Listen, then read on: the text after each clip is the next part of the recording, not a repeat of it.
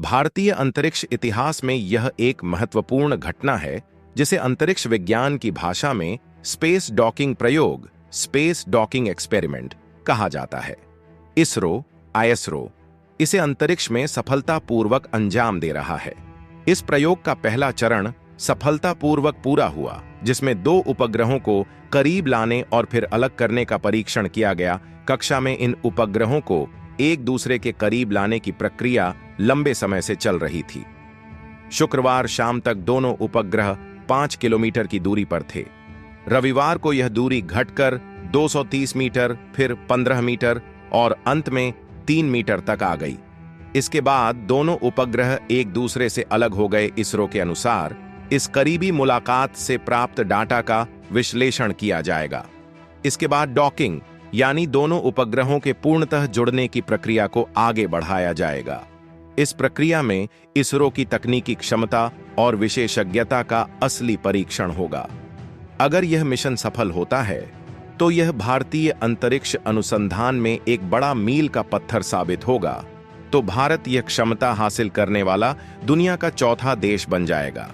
लेकिन उससे पहले हर भारतीय वीडियो को लाइक करने के साथ कमेंट बॉक्स में जय हिंद जरूर लिखें और चैनल को भी सब्सक्राइब करें।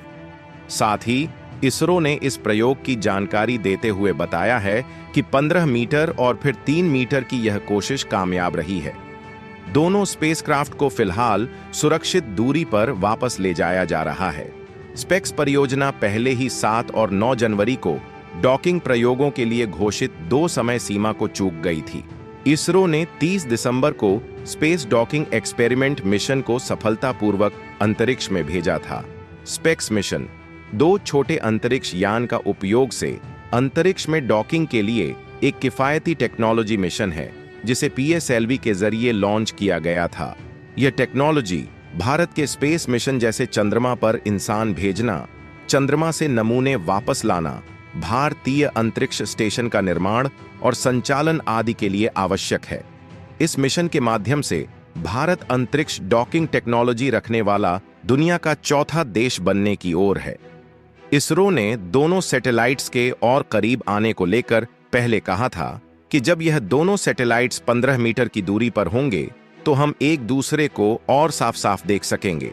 हम बस 50 फीट ही दूर हैं। इसके बाद यह रोमांच तब और बढ़ गया जब दोनों स्पेसक्राफ्ट 3 मीटर की दूरी पर गए। दोनों ने एक दूसरे को निहारा और फिर इसरो ने दोनों को फिर अलग करना शुरू कर दिया।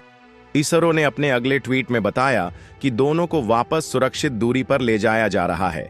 इस मुलाकात के डाटा का एनालिसिस किया जाएगा। इसरो के मिशन में 2 सैटेलाइट्स हैं।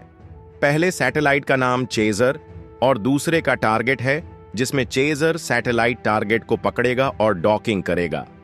बताया जा रहा है कि इसके अलावा एक महत्वपूर्ण टेस्ट और हो सकता है सूत्रों से मिली जानकारी के अनुसार इस सैटेलाइट से एक रोबोटिक आर्म बाहर निकले हुए हैं, जो हुक के जरिए टारगेट को अपनी ओर खींचेगा।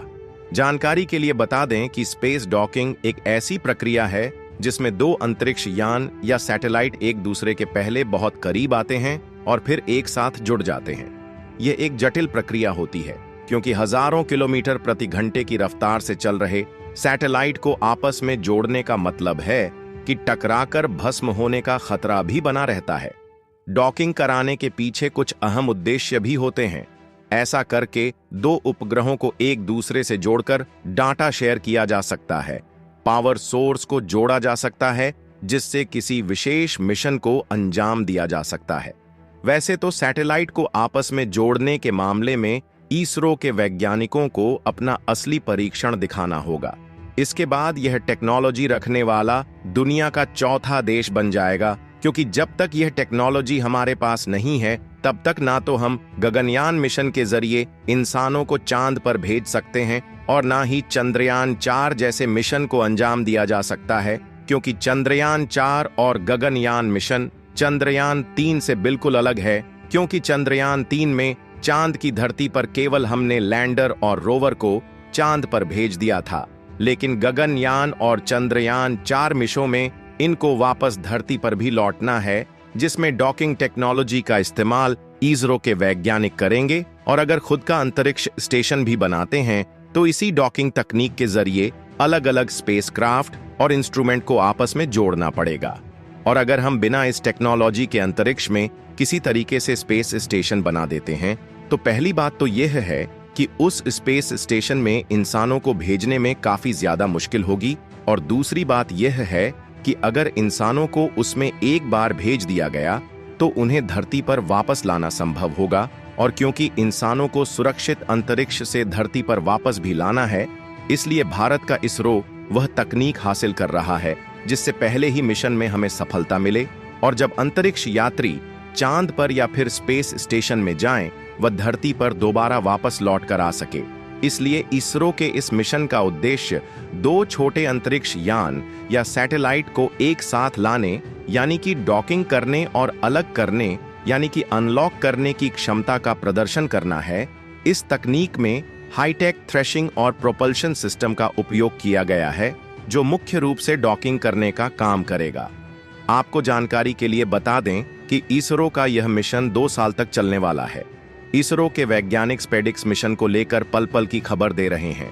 अगर वह डॉकिंग भी प्लान कर रहे हैं तो इसका लाइव टेलीकास्ट अनाउंस कर रहे हैं। और अगर मिशन पोस्टपोन हो रहा है तो भी तुरंत कारण बताकर हमें पूरी जानकारी दी जा रही है। इसका मतलब यह है कि इसरो हम भारतवासियों से कुछ भी नहीं छिपा रहा है। जैसा कि रिसेंट अपडेट में उन्होंने बताया कि मैन्युअम यान की ड्रिफ्ट यानी खिसकने की रफ्तार ज्यादा थी। अब कोई और स्पेस एजेंसी होती तो वह अपनी इस भूल को कबूल नहीं करती और शायद हड़बड़ी में डॉकिंग करने की कोशिश करके वह अपना मिशन भी फेल कर देते।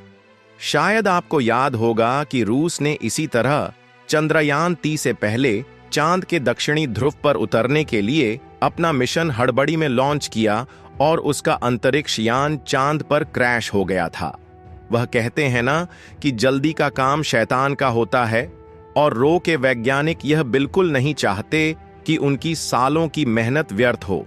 इसलिए वह शेड्यूल के हिसाब से डॉकिंग नहीं कर रहे, बल्कि अगर कोई कमी आ रही है या डाउट हो रहा है तो ग्राउंड सिमुलेशन पर उसे टेस्ट किया जा रहा है और उसका समाधान निकालने की कोशिश की जा रही है, जिससे मिशन सफल होने के चांसेस बढ़ जाएं। और यह किसी भी कुशल मिशन को करने के लिए बिल्कुल सही तरीका है। ऐसे में हमारा तो यही मानना है कि डॉकिंग भले ही 1 से 2 सप्ताह लेट हो जाए, लेकिन हमें इसरो के वैज्ञानिकों पर अपनी उम्मीदों का बोझ नहीं डालना चाहिए, बल्कि उन्हें उनका काम सूझबूझ से करने देना चाहिए। और अगर बात की जाए कि इसरो 470 किलोमीटर ऊंचाई पर उड़ रहे टारगेट और चेजर स्पेसक्राफ्ट में आई कमियों को कैसे खोज पा रहा है, तो इसरो के वैज्ञानिक अपने 18 ग्राउंड स्टेशन से और कुछ इंटरनेशनल स्टेशन की मदद से दोनों स्पेसक्राफ्ट यानी टारगेट और चेजर को मॉनिटर कर रहे हैं। वहीं इन दोनों स्पेसक्राफ्ट में कई पेलोड इक्विपमेंट और सेफ्टी डिवाइस लगे हैं, जिनका डायरेक्ट कनेक्शन इसरो के ग्राउंड कंट्रोल रूम से है। इसलिए प्लान किए हुए मिशन में जरा सी भी गड़बड़ी आ रही है तो टारगेट और चेजर सैटेलाइट खुद उस गड़बड़ी के डाटा को हम इसरो के कमांड सेंटर से इस ऐतिहासिक मिशन की जानकारी आप तक पहुंचा रहे हैं। इसरो जिस मेहनत और पारदर्शिता के साथ हमें हर जानकारी देते हुए इस स्पेस मिशन को अंजाम दे रहा है, उसके लिए हम सभी को उनकी सराहना करनी चाहिए। हम आपसे निवेदन करते हैं कि इसरो के इस महत्वपूर्ण स्पेस मिशन की सफलता के लिए अपनी शुभकामनाएं जरूर दें। इस जानकारी को ज्यादा से ज्यादा लोगों तक पहुंचाने के लिए इस पोस्ट को लाइक करें और अपने दोस्तों के साथ शेयर करें, ताकि वे भी इस उपलब्धि के बारे में जान सकें। ऐसे ही और भी ज्ञानवर्धक अपडेट्स पाने के लिए हमारे चैनल को सब्सक्राइब करें और बेल आइकन को ऑल पर सेट करना न भूलें। जय हिंद, जय भारत।